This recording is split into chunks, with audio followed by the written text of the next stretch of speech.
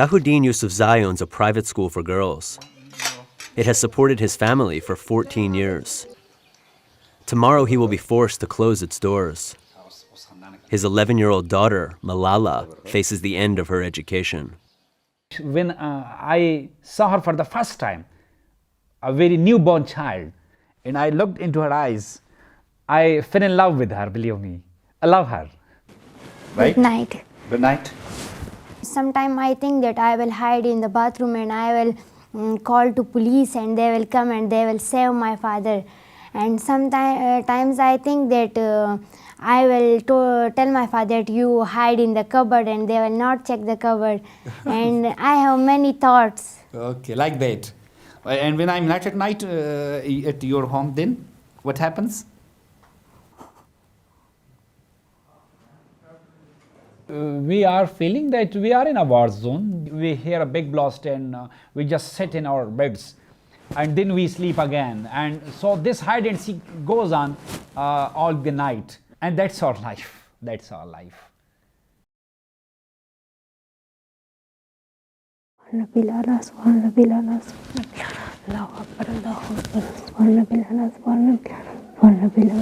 I'm very fearing today is my last day of school. Fear seeps into every aspect of life, even getting dressed for school. We are not using this uniform now and we go to school in plain clothes and I like my uniform but I'm not able to use this uniform. This very thought is very much killing, you see. Your efforts of 14 years, when they come to zero. And we started from a scratch. Swat Valley! Zindabad! Swat Valley! Zindabad! Swat At a special assembly, the students rally for their education. Swat Valley! Zindabad!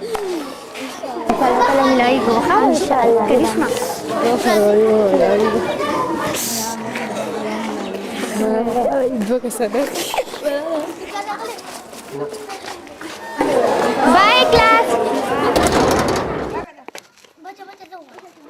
Back at her home, Malala's social life is now confined to a courtyard.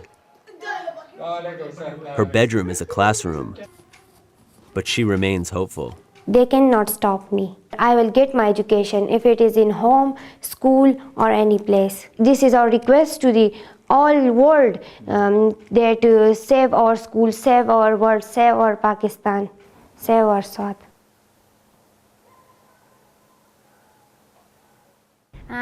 I have a new dream.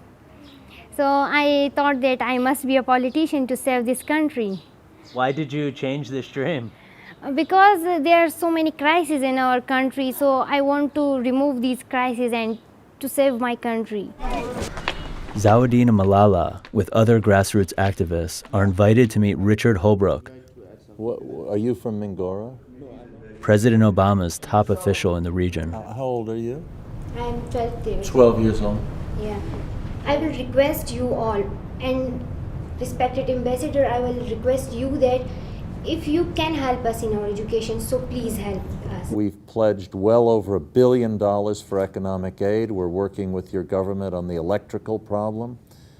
But your country faces a lot of problems, as you all know. Dear friends, on the 9th of October 2012, the Taliban shot me on the left side of my forehead. They shot my friends too. They thought that the bullet would silence us, but they failed. And out of that silence came thousands of voices. The terrorists thought that they would change my aims and stop my ambitions. But nothing changed in my life except this. Weakness, fear, and hopelessness died. Strength, power, and courage was born.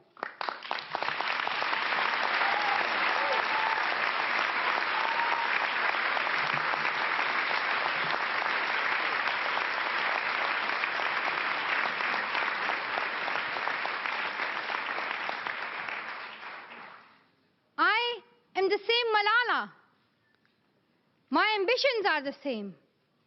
My hopes are the same. And my dreams are the same. Dear sisters and brothers, I'm not against anyone. Neither am I here to speak in terms of personal revenge against the Taliban or any other terrorist group. I'm here to speak up for the right of education of every child.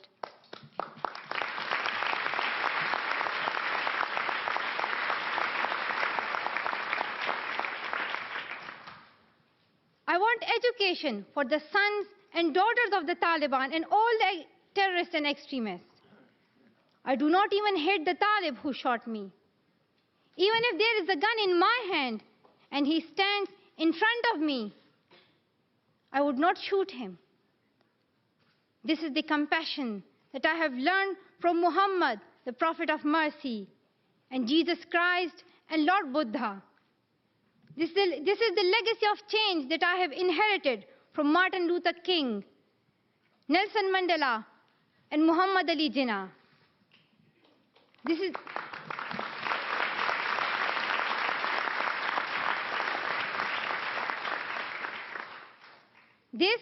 the philosophy of non-violence that I have learned from Gandhiji, Bacha Khan, and Mother Teresa. And this is the forgiveness that I have learned from my father and from my mother. Some people call me the girl who was shot by the Taliban. As far as I know, I'm just a committed and even stubborn person who wants to see every child getting quality education. When my world suddenly changed, my priorities changed too. I had two options. One was to remain silent and wait to be killed. And the second was to speak up and then be killed. I chose the second one. I decided to speak up. I tell my story, not because it is unique, but because it is not. Though I appear as one girl, is 5 foot 2 inches tall, if you include my high heels. I am not a lone voice. I am many. I am Malala, but I'm also Shazia. I'm Kainat. I'm Kainat Somro. I am Mozoon. I am Amina. I am those 66 million girls who are deprived of education. In year 2015, representatives from all around the world will meet. It is not time to tell the world leaders to realize how important education is. They already know it. Their own children are in good schools. Now it is time to call them to take action for the rest of the world's children. So it becomes the last time that we see a child deprived of education. Let this end with us. Let's begin this ending together, today, right here, right now. Let's begin this ending now. Thank you so much. Thank you.